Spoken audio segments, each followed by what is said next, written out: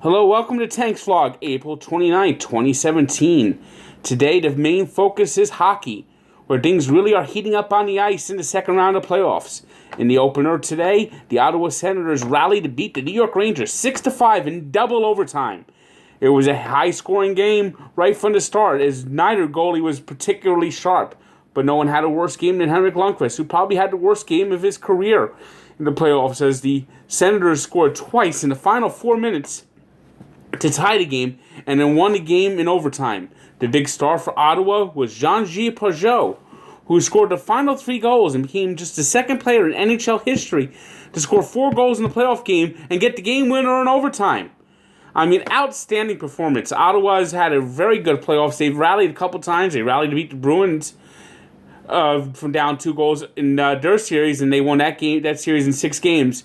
Right now, I think the Rangers are in serious trouble. They were a better road team all year. They struggled at Madison Square Garden, and Game 3 is the key. If the Rangers come out flat in Game 3, that series could probably be a sweep. The Rangers are not a very good home team. All year, they had during March, they didn't win a single game at home. So, the Rangers are in serious trouble. In Ottawa, they just seem to be heating up. Erik Karlsson took a couple of big hits, but, he kept coming at the Rangers, and they got the game winner.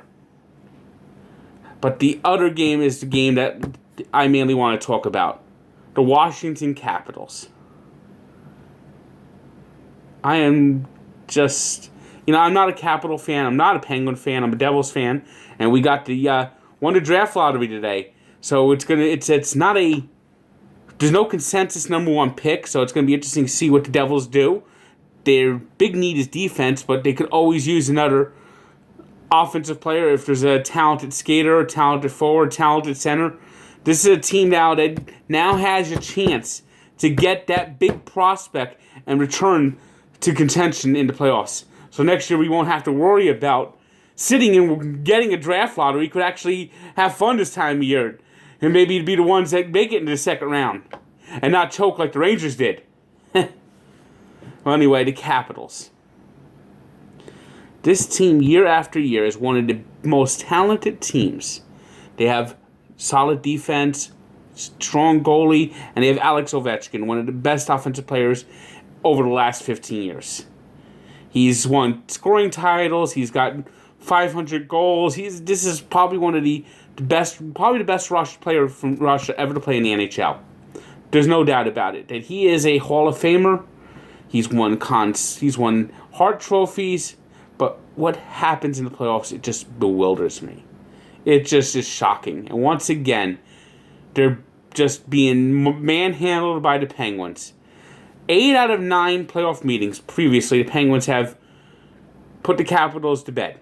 And it's night time. It's good night, Irene. The Washington Capitals are dead. They are not coming back. This will likely be a sweep.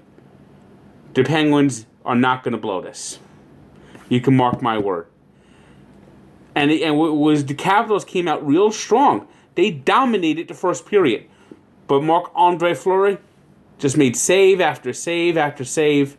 And you just knew that if the Penguins got that first goal, that it was going to be like the air would come completely out of the balloon for the Capitals. And Kevin Shattenkirk, they got him for these playoffs. And today, Kevin Shattenkirk turned into Kevin Shat his pants. Because he shat the bed, he shat all over the ice, he shat all over himself. And just get a bad giveaway led to a shorthanded goal.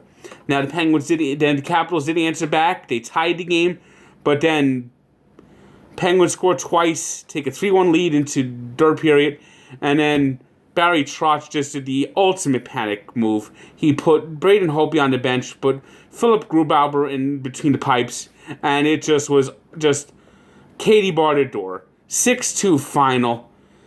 Penguins embarrassed the Capitals. The Capitals embarrassed themselves today. They're pathetic. Putrid. Come playoff time, the Capitals just disappear.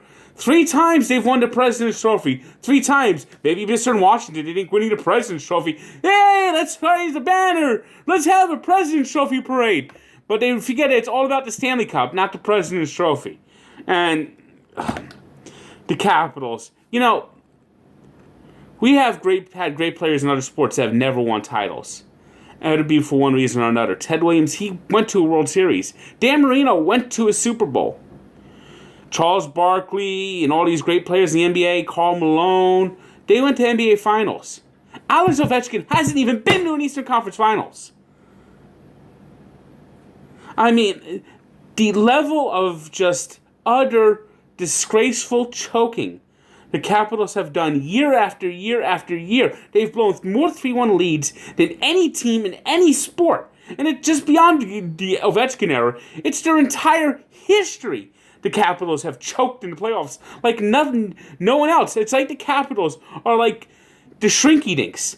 They look big and impressive in the regular season, but you put a little of that heat on them, that heat of the pressure of the playoffs, and they shrink. They shrink and shrivel, and they just disappear. And see ya, Washington. You blew it. You blew it again. Amazing. Baseball, and right now you just got to say, Aaron Judge, what is he eating? Can I have some of that? I mean, he's putting balls just in orbit.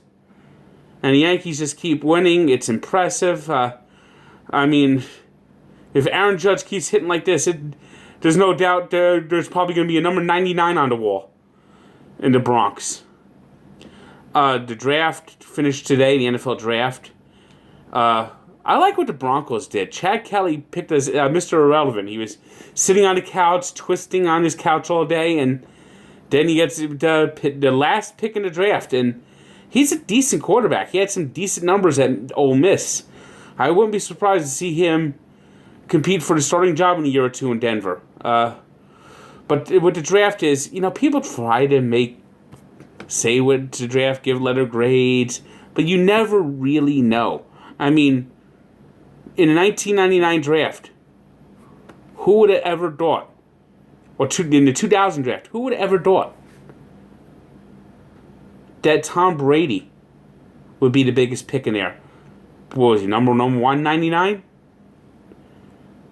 Who would have ever said, what were the Patriots' letter grade back then? So you never know. You got to wait until these guys play in the NFL to truly know who had a great draft. I mean, they can make the hazard a guess, but that's why I've never really focused on draft. I've never really done any sort of deep draft analysis because I don't have that know-how. That's the one thing I've always been lacking is looking at who's going to be a great player and who's not. Because I admit, I don't know. Well, that concludes today's Tanks vlog. I have an NBA preview I put up on my website. The link's down below for the second round. I see the Warriors just sweeping again. I see the Celtics having a 7-game battle with the Wizards. I like the Cavaliers in a quick one against the Raptors. And I think the Spurs-Rockets will be probably the best series, with the Spurs escaping in 7 games. Till tomorrow, good day.